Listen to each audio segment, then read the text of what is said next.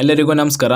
ಕರ್ನಾಟಕ ಪರೀಕ್ಷಾ ಪ್ರಾಧಿಕಾರದ ಅಡಿಯಲ್ಲಿ ನಡೆದಿರುವಂತಹ ಗ್ರಾಮ ಆಡಳಿತ ಅಧಿಕಾರಿ ಹುದ್ದೆಗಳ ನೇಮಕಾತಿ ಪರೀಕ್ಷೆಗೆ ಸಂಬಂಧಿಸಿದಂತೆ ಇದೀಗ ಪ್ರಾಧಿಕಾರದ ಕಡೆಯಿಂದ ಅಧಿಕೃತವಾಗಿ ಎಲ್ಲಾ ಅಭ್ಯರ್ಥಿಗಳ ಫಲಿತಾಂಶ ಹಾಗೂ ಜಿಲ್ಲಾವಾರು ಅಭ್ಯರ್ಥಿಗಳು ಪಡೆದಿರುವಂತಹ ಸ್ಕೋರ್ ಲಿಸ್ಟ್ ನ ಬಿಡುಗಡೆ ಮಾಡಿದ್ದಾರೆ.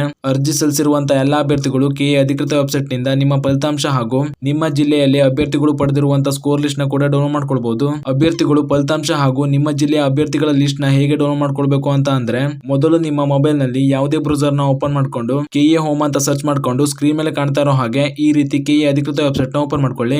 ಓಪನ್ ಆದ್ಮೇಲೆ ಈ ಪೇಜ್ ನಲ್ಲಿ ಇಲ್ಲಿ ಮೇಲ್ಗಡೆ ಕಾಣೋ 3 ಲೈನ್ಸ್ ಮೇಲೆ ಕ್ಲಿಕ್ ಮಾಡಿ. ಕ್ಲಿಕ್ ಮಾಡಿದ್ಮೇಲೆ ಇಲ್ಲಿ ನೇಮಕಾತಿ ಆಪ್ಷನ್ ಮೇಲೆ ಕ್ಲಿಕ್ ಮಾಡ್ಕೊಂಡು ಗ್ರಾಮ ಆಡಳಿತಾಧಿಕಾರಿ ನೇಮಕಾತಿ 2024 ಅಂತ ಇರೋ ಆಪ್ಷನ್ ಮೇಲೆ ಕ್ಲಿಕ್ ಮಾಡಿ. ಕ್ಲಿಕ್ ಮಾಡಿದ್ಮೇಲೆ ಈ ರೀತಿ ಗ್ರಾಮ ಆಡಳಿತಾಧಿಕಾರಿ ನೇಮಕಾತಿಯ ಡ್ಯಾಶ್ ಬೋರ್ಡ್ ಓಪನ್ ಆಗಿ ಬರುತ್ತೆ.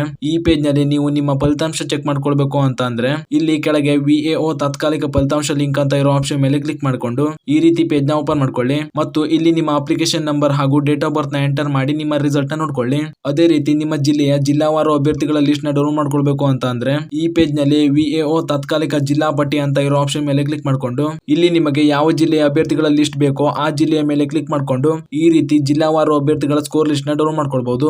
ಈ ಮಾಹಿತಿಯನ್ನ ಪರೀಕ್ಷೆ ಬರೆದಿರುವಂತ ನಿಮ್ಮ ಸ್ನೇಹಿತರಿಗೂ ಶೇರ್ ಮಾಡಿ, ಅವರು ಕೂಡ ತಿಳಿಸಿ. ಹಾಗೂ ಇದೇ ರೀತಿ ಮುಂಬರುವಂತ ಮಾಹಿತಿಗಳಿಗಾಗಿ ಚಾನಲ್ ನ ಸಬ್ಸ್ಕ್ರೈಬ್ ಮಾಡಿ ಅಂತ ಹೇಳ್ತಾ ಈ ವಿಡಿಯೋನ ಇಲ್ಲಿಗೆ ಮುಗಿಸ್ತಾ ಇದ್ದೀನಿ. ಧನ್ಯವಾದಗಳು.